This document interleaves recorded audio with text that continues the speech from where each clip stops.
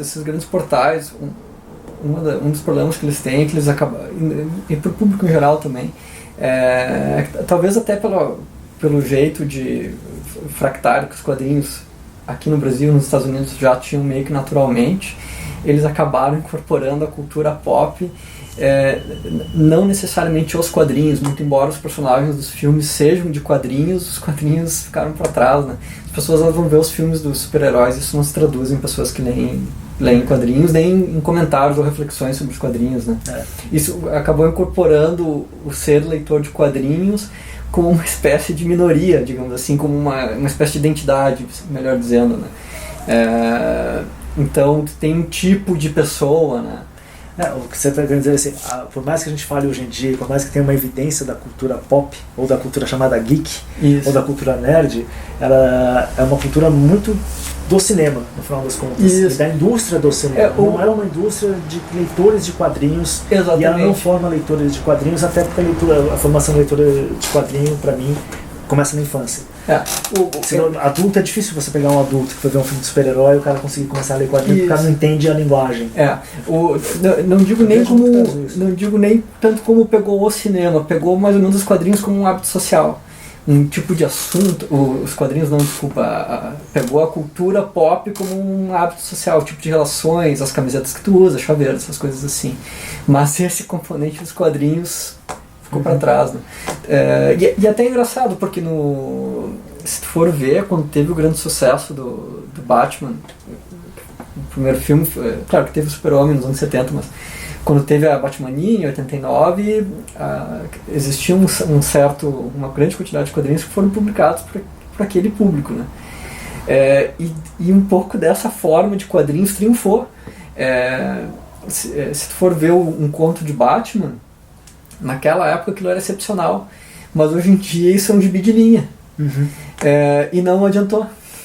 As pessoas não saem do cinema para comprar o gibi, né? Eu acho que isso mais hoje em dia ainda, né? Hoje em dia é mais forte isso. Por exemplo, você citou, quando você falou até do filme do Batman, eu automaticamente pensei no filme do Christopher Nolan, nem lembrei do filme do Tim Burton. Sim. Aí eles associam assim, em 89, na época, o filme atraía atenção para os quadrinhos, de certa forma. Existia isso. Hoje em dia não. Hoje em dia o cinema é completamente, parece que é totalmente independente, cinemas e séries de TV, do que acontece nos quadrinhos mesmo. Né? E as pessoas não têm essa coisa, você não sai do cinema e fala, putz, vou ler então vou citar aqui o exemplo do Batman vs Superman, por exemplo, do Zack Snyder, que eu acho uma das maiores monstruosidades do cinema. Podem xingar aí à vontade, não quero saber. Eu acho um troço horroroso, assim, uma aberração, tanto cinematograficamente como em termos de quadrinho. E especialmente porque as pessoas vão ver aquele filme e as pessoas que gostam dificilmente leram os quadrinhos. E dificilmente compreendem o que é o quadrinho, compreendem o que é o Batman, compreendem o que é o Super-Homem, como o próprio Zack Snyder, assim, né? E aí as pessoas não têm esse interesse de ir lá e falar assim, pá, legal, então isso aqui é baseado no quadrinho, eu vou lá comprar o quadrinho do Frank Miller e ver qual é que é. Acho que se perdeu muito disso, né? Talvez uma boa associação que se pudesse fazer nesse sentido seria com os filmes do Batman do Christopher Nolan e Batman 1, que pra mim é um dos melhores gibis que já foram feitos. É uma dupla... de sonhos, né? Que é o Frank Miller e o David Mazzucchelli. Eu uma vez fui pra Nova York, eu dei uma puta sorte que lá tem um museu dos quadrinhos. E é pequenininho, na verdade, tipo o tamanho do meu apartamento aqui e tal, o tamanho do bunker e tal. Só que tinha uma exposição justamente do David Mazzucchelli com as obras originais lá do Cavaleiro das Trevas, tal, do Batman 1. Cara, eu quase que eu queria chorar. Tinha a história dos Polipop também, os originais e tal. Eu queria chorar, assim, cara, você viu os traços. E ele pra mim, o Mazzucchelli é um dos grandes caras, assim, gênio absoluto dos quadrinhos, assim. E que desenha pouco hoje em dia. Mas fala mas se tu for ver, pra quem viu os filmes do Batman e Christopher Nolan, eles fazem muita referência ao ano 1. E é uma coisa natural, e talvez o Batman 1 seja até mais acessível que os filmes do Batman. Sim. Porque ele tem essa questão de ser uma história um pouco menor, quase uma história policial.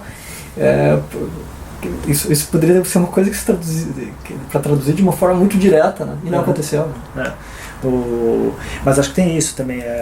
Hoje os quadrinhos, por mais que a gente fale da cultura pop, ela não é uma cultura de quadrinhos, no final das contas, né? Ela por acaso passa, ali o pessoal discute um pouco, tem o pessoal um pouquinho mais especializado que até tenta tudo, mas você tem pouco esse tipo de... E se discute nessa chave superficial, tipo, os leitores da Marvel, leitores da DC, é quase como uma questão de formação de identidade que isso incorpora como se poderia ser uma marca de sapato. Sim, aliás, por favor, não entendam que quando eu falo mal do Batman vs Superman, eu tô falando mal da DC, tá, gente? Eu tô falando mal do filme como filme mesmo, como linguagem cinematográfica e tal, não sei o que. Eu sou extremamente fã dos filmes do Nolan, por exemplo, do Super-Homem do John Donner e tal, do Richard Donner e tal. Não tem nem o que falar, são obras fenomenais. Então, só para deixar bem claro, assim, é que eu não gosto realmente do modo como o Zack Snyder traduziu os personagens para o cinema. Acho que ele não compreendeu a essência, especialmente, a gente está falando um pouco sobre isso, da essência do Super-Homem. A partir do momento que você não compreende a essência do principal super-herói de todos os tempos, do maior herói de todos os tempos, acabou, você não vai entender mais nada. Se você não entende o Super-Homem, você não entende quadrinhos, você não entende o conceito de super-herói. Eu parto desse princípio, assim. Parece ser um problema, né? Fazer um filme de Super-Homem e não entender o Super-Homem. E não entender o Super-Homem e tal. Não dá, assim, não tem como, porque ele a síntese de todos os heróis é ele. Sim. Então, por mais que eu, por exemplo, eu adoro a Marvel Comics, adoro assim, muita coisa da Marvel, tudo, eu sou de formação. Na verdade, quando eu era moleque, eu não tinha muito essa, eu lia tudo. Tinha horas que eu gostava mais da Marvel, tinha horas que eu gostava mais da DC, mas foi aí que foi até engraçado, porque aí eu comecei a perceber que eu não gostava só dos personagens, eu gostava dos caras que estavam escrevendo. Então, por exemplo, quando eu estava lendo os X-Men e era o John Byrne, o Chris Claremont e tal, não sei o que, quando o Byrne foi escrever o Super-Homem, eu falei, pô, legal. E aí eu tava acompanhando os caras que escreviam e desenhavam as histórias, não só os personagens. Sim. E aí você começa a ter essa relação, assim. Então nunca foi um fã da Marvel, fã da DC, eu gostava de quem escrevia as histórias. Então eu era fã do Frank Miller, eu era fã do Byrne, eu era fã do Alan Moore e tal, não sei o que, e assim sucessivamente, né? Então isso também é uma coisa que você começa a aprender a fazer. Você não é um decenalta, um Marvete, você é um fã do Frank Miller, pô. Exatamente. E o que ele escreveu eu vou atrás. Eu sou fã do John Byrne, então o que ele fizer eu vou atrás. Fã do Alan Moore, blá blá. Como você gosta de cineastas e vai atrás também deles. Isso.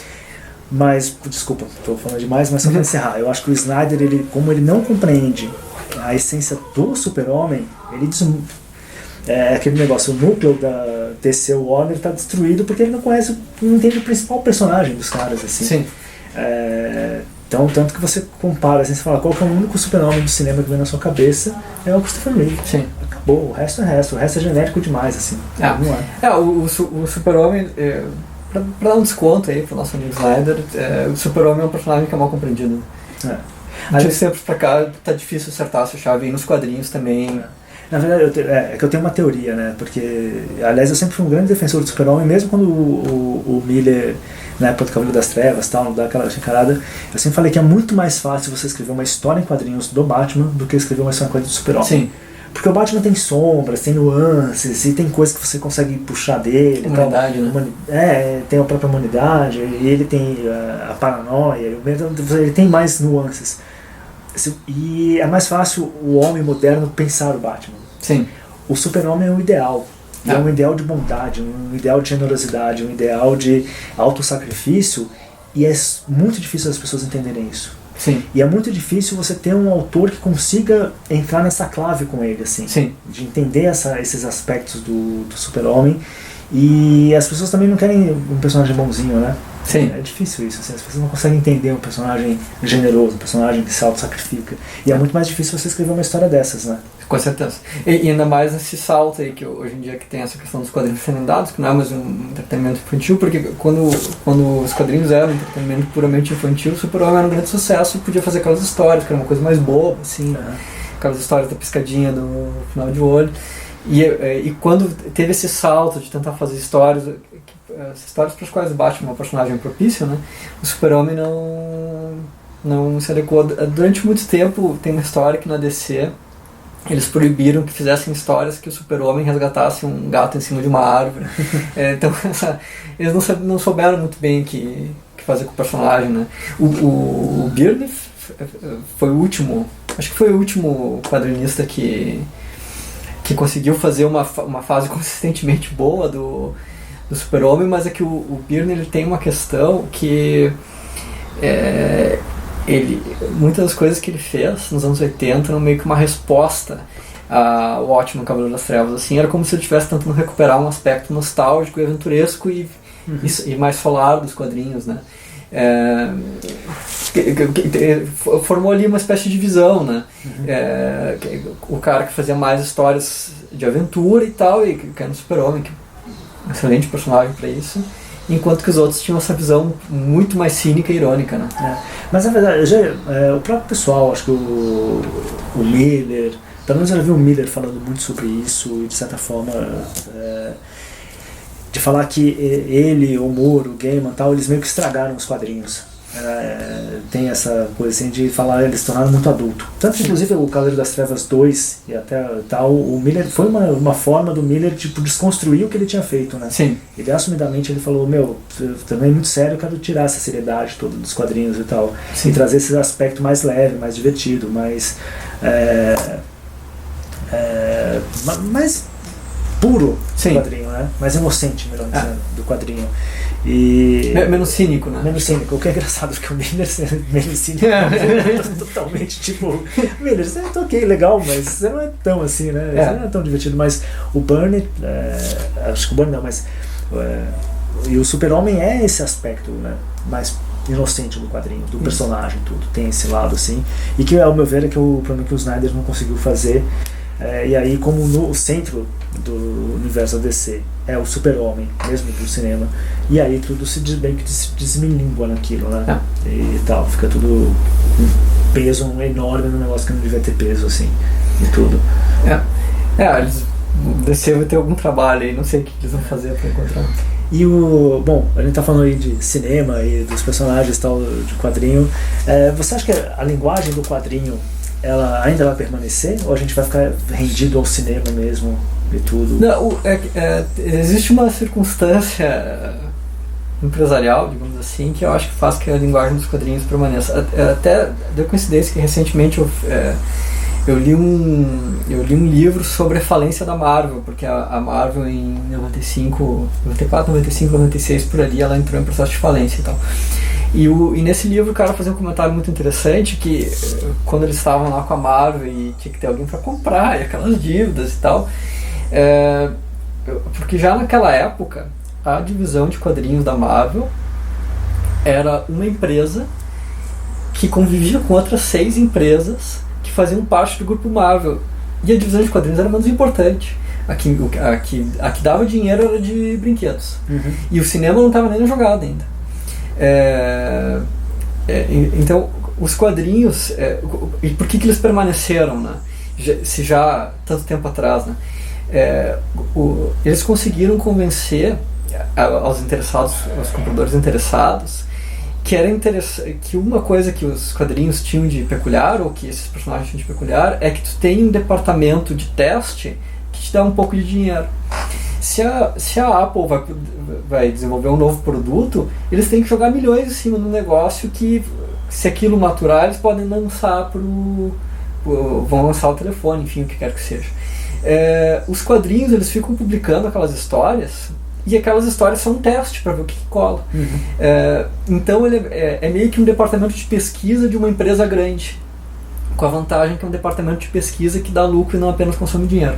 Então, nesse sentido, acho que a gente vai ficar ainda um tempo vendo gibi, lá nos Estados Unidos pelo menos, né, gibi de grampo, encadernado, essas coisas assim, porque os caras estão testando ideias para ver o que funciona, que tipo de histórias eles conseguem contar, essas coisas assim. Por exemplo, o Soldado Invernal é um dos melhores filmes da Marvel, muito baseado nos quadrinhos do Ed Brubaker, do Capitão América, que foi publicado nos anos 2000. Foi um teste que foi feito. O Ed Brubaker pensou, será que a gente consegue contar histórias do Capitão América que tenham mais esse lado de espionagem? Não é uma ideia totalmente original, porque o Steranko já tinha feito isso nos anos 70, mas enfim, será que a gente consegue desenvolver isso no personagem? Ele foi lá, desenvolveu, deu certo, virou um filme. Então, nesse sentido, eles têm essa vantagem, né? Na verdade, é muito engraçado que o universo cinemático da Marvel, na verdade, ela é baseada na série Ultimates. Sim. Não pode nem dizer que ela é baseada nos quadrinhos tradicionais, é muito baseada na série Ultimates. Isso, que é o do Brian Bendis e do Mark Millar, né? Do Mark Millar, né? É o Brian Bendis e o Mark Millar. O Brian Bendis, no caso, fez o Homem-Aranha. O Homem-Aranha. E o Mark Miller fez o Ultimates. Isso mesmo. No caso, a série dos Vingadores, né? O universo Ultimate. É muito baseada naquilo, né? Que foi uma forma de um teste também. Foi um teste. Uma brincadeira tal, que deu certo, inclusive nos quadrinhos. Foi a melhor coisa que eu li na época, assim. Sou muito fã da série Ultimates, assim. Sim. Mesmo. Tudo bem, depois se perde pra variar. Isso, para, gente. Encerra ali e tal, não sei o quê. Mas é muito baseada naquilo, né? Isso, e para ter um teste, né? Que deu certo. E eles puderam incorporar. E claro que isso impõe algumas limitações aos personagens que antes não existiam, nos anos 80. Porque nos anos 80 foi um período que os quadrinistas experimentaram muitos personagens. E hoje em dia existe um certo controle, porque tu não pode deixar que um cara desses vá lá e quebre o brinquedo, né? E tem a questão também da disposição dos quadrinistas, porque o Ed Brubaker, por exemplo, foi um dos últimos, um grande quadrinista que tinha uma carreira, foi pra Marvel, fez uma coisa boa. Os caras agora estão caindo fora porque eles estão percebendo que esse dinheiro não vai para eles, né? Então, eles não sei se eles vão conseguir atrair quadrinistas tão bons para ter ideias boas para que depois sejam exploradas, né? Você acha que dá mais amarrado a produção hoje de quadrinhos da Marvel e da DC assim, ao cinema, ao audiovisual, ao que pode virar série de TV, tudo? Como...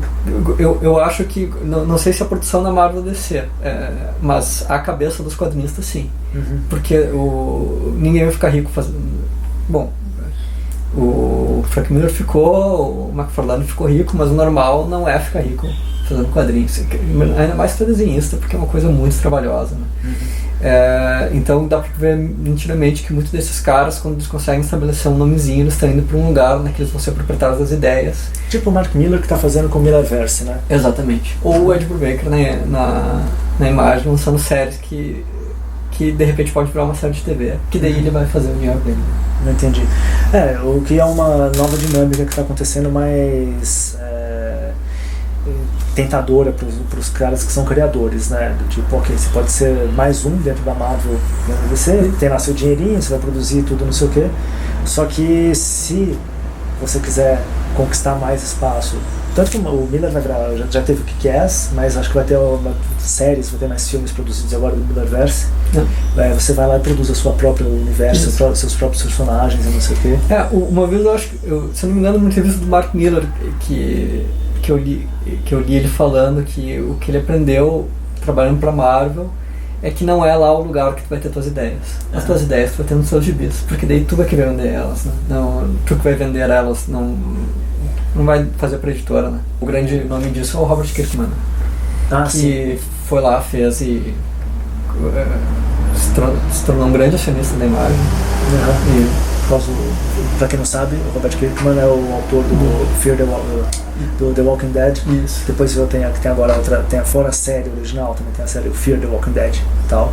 E encheu uma bucha de dinheiro. Sim, né? Esse tá bem tranquilo. Esse tá tranquilo, então, não sei o quê. Apesar da série de não acaba nunca, tá um negócio lá infinito, você fala, eu já até falei, acho que isso não vai parar, né? Sim.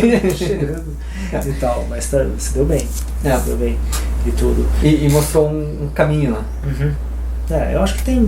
O Miller deu sorte também com o Kick-Ass, né? O primeiro filme, pelo menos, que fez sucesso. Aí teve depois o Kingsman também. Sim. São 2 filmes da pena do Miller, né? Eu particularmente não gosto do Mark Miller. Eu acho ele um quadrinista bem medíocre. Ultimates talvez seja a única coisa dele que eu gosto. Eu gosto do Kick-Ass, assim. O Kick-Ass e Hit Girl eu acho interessantes, assim. Acho que eles são bem desenvolvidos, assim. As outras são mais ou menos, assim, depende. Por exemplo, Kingsman, o filme é muito melhor que o quadrinho. Pelo menos o primeiro. O segundo filme já é mais meia boca, assim, mas o primeiro é muito melhor que o quadrinho, bem surpreendente. Eu estava falando que eu acho que o Mark Miller tenta fazer, que é essa coisa de desconstruir os personagens de quadrinhos, os super-heróis, tudo. Acho que o Pat Mills faz isso muito melhor com o Marshall Law. Aqui, que é esse aqui, que é ele e o Kevin O'Neill, que é parceiro inclusive do Alan Moore lá da Liga Extraordinária, não sei o que. Mas nesse lance de desconstruir o universo de quadrinhos, o Pat Mills faz isso aqui muito melhor. Sim. Tudo. O Miller, no final das contas, ele é um cara divertido, engraçado, legal e tal, que você dá umas risadas, mas é mais... Sim. passou e tal. Ele tenta desconstruir uma coisa que parece meio que jogando uma torta na cara, assim, né? É esse tipo de humor, assim, ou esse tipo de tática de choque, enfim. Britânico, né? Ele é britânico, né? Acho que britânico escocês. Escocês, das ilhas. Lá das ilhas, lá e tal, não sei o quê. Mas acho que é um pouco isso, né, que ele termina fazendo.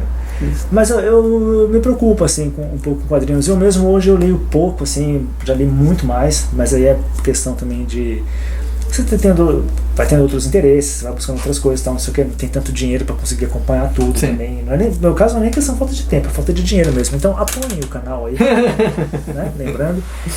Mas eu tento acompanhar algumas coisas que saem tudo, mas também acho que tem muita ideia que é reciclado do reciclado do reciclado. Sim. Então, por exemplo, eu não aguento mais, não dá nem pra sentir o cheiro de zerou o universo da Marvel, zerou o universo da DC, vamos começar tudo de novo. Sabe? Meu Deus, não aguento mais isso, tipo, enche o saco um pouco isso. E aí eu termino me centrando um pouco, tentando ler as minisséries fechadas e tal. Então, por exemplo, coisas que eu li, que eu lembro de cabeça agora, assim, sei lá, eu tento acompanhar o The Walking Dead, que eu acho interessante, apesar de já tá número, já podia ter encerrado na minha história, já tá meio passando do limite. Alias, que eu li que é do Brian Bendis, que é da Jessica Jones. Os quadrinhos são fabulosos, de 1000-0 naquela série vagabunda que a Netflix fez. O Cavaleiro das Trevas 3 do Miller, que eu li também, mas eu termino pegando essas coisas, histórias mais fechadas e tal, não sei o que, a história mensal, cotidiana e tal, acho que termina virando muito, cansa, assim, não tenho muita paciência mais, assim. Acho que hoje em dia nas séries mensais se acusa muito aquele golpe que sempre se disse que os quadrinhos americanos estavam ficando cada vez mais herméticos, né? Eu tentei, digamos, faz uns 2-3 anos, voltar a ler gibi dos X-Men e não tinha mais como, né? Eu não sabia mais quem eram aqueles personagens lá e qual era o sentido daquilo e essas coisas assim. Então eu acabo fazendo, e eu leio bastante coisa antiga, e isso que tu comentou, essas grandes sagas, eu acho que é onde é que tu vê mais o setor de desenvolvimento de ideias em progresso. Eles estão tentando ver qual emplaca para fazer um filme que nem eles fizeram com Guerra Civil, que até pra tu ver aqui. Eu fiz resenha do Guerra Civil lá no Fronteiras Nerd e eu acho um gibi medíocre, mas deu certo, né? Virou o filme, né? Então eles viram com aquela ideia ali que tem alguma ressonância, alguma coisa assim, né? Mas não essas coisas atuais de séries mensais mesmo, bom, algumas coisas que o Ed Brubaker faz, mas é completamente diferente porque são séries mais fechadas mesmo, né? O que eu termino acompanhando, assim, porque não dá, assim, aquela mensal, aquela que vai saindo, que você vai lendo e tal, não sei o que, você tem que estar muito inserido no dia a dia dos quadrinhos. E também que eu acho, assim, porque pra gente que é mais velho, que já leu muita coisa clássica, muita coisa original, realmente, que naquele momento era original, você tem essa sensação de que isso aqui é um reciclado, né? Isso aqui já fizeram, isso aqui é uma nova busca, tal, não sei o que, sei lá. Eu não consigo imaginar alguém que consiga recontar hoje em dia, lógico, pode ter sempre exceção, pode sempre acontecer, mas sei lá, alguém que reconte tão bem a origem do Super-Homem quanto o John Byrne fez na década de 80. Sim. Ou como o Frank Miller fez com o Batman 1. Ou uma grande crise, como a crise nas Infinitas Terras. Não tem igual, assim, você não vai ler nada igual aquele impacto que lá teve naquela época. Tal. E tem esse problema que tem exceções, obviamente, mas não estou falando de exceção, estou falando aqui do cotidiano. E os personagens, em alguns sentidos, eles podem ficar meio que cansar, porque se tu for ver na abordagem que eles têm no cinema, uma abordagem fresca, claro que não é um personagem novo, mas ele está sendo apresentado como um personagem novo. Os quadrinhos, como eles estão sendo publicados há tanto tempo, parece que perde um pouco a credibilidade do personagem, se for ver que nem um personagem, que nem o Homem-Aranha, ele foi criado e em grande parte desenvolvido com alguma coisa do objetivo de contar uma história randiana, um herói randiano, e aquilo se esgotou nas 37 primeiras edições. Mas um pouco do sentido do personagem era esse. Depois disso, o Stan Lee meio que assumiu as rédeas do personagem, foi até a edição 110. Até a próxima resenha do New Frontiers Nerd, eu espero que seja sobre esses gibis aí. ele desenvolveu uma outra ideia sobre conflito geracional. É meio que uma comédia, né? Tem os personagens mais velhos que são rigorosos e o Homem-Aranha é uma espécie de força mediadora entre os jovens e as pessoas mais velhas. Foi contada essa história que eu li mais ou menos se esgotou. Mas o ponto é quantas vezes tu consegue fazer isso com o mesmo personagem. Se já fizeram 100 vezes com o Homem-Aranha. Claro que o cinema ele tem a vantagem que ele pode olhar para essas 100 vezes, escolher a melhor e fazer a dele. Sim. Parece que fica uma coisa mais fresca, né? Mas no quadrinho, a pessoa que já está trazendo toda aquela bagagem, ela já pensa, pô, esse personagem ele não foi feito para essa história aqui, né? Esse personagem foi feito para aquela outra, né? Meio que se esgota e pela biografia do personagem, porque se for o Homem-Aranha é um personagem que a grande namorada dele, Gwen Stacy, morreu, depois ele casou, depois acho que a Mary Jane perdeu um filho e daí ela morreu, daí ressuscitou, daí teve um pacto com a mãe, eles não se casaram. Tipo, pô, tudo isso aconteceu na vida desse cara. O que falta acontecer, né? E exatamente como é que eu posso me relacionar com uma pessoa que tem essa bagagem aí meio que esgota, né? Meio que esgota. Eu acho bem complexo, assim, como renovar os quadrinhos atuais. Eu acho que, assim, no final das contas, eles terminam funcionando, e aí eu acho que a galera pira um pouco, assim, os quadrinhos atuais são feitos pelas crianças atuais. É feito pra molecada atual. Isso, que não tem a bagagem. Não tem a bagagem, você vai lá, começa a ler e tal, se diverte e beleza, vai lá e tal. Eu sou mais aquela coisa, vou ler os grandes caras que sabem escrever grandes histórias com esses personagens, porque eu gosto dos personagens e gosto desses autores. Mas o cotidiano mesmo, o mês a mês, assim, você meio que dá uma desencanada, porque, sinceramente, eu já li o que tem de melhor feito com esse pessoal, a menos que aconteça alguma coisa muito fora da curva, tipo Ultimates, né? Aí vai atrás disso, né? Dá pra esperar acontecer, olhar pra trás e aquilo ali eu devia ter visto e vai lá. Tem essa facilidade. E é isso, pessoal. Sigam, por favor. O trabalho do Vicente realmente é único dentro do que você vai ver aí nas paragens da internet e tudo, desses trabalhos também que não se importam com o bafafá moderno, com aquilo que está na modinha e tal, não sei o que.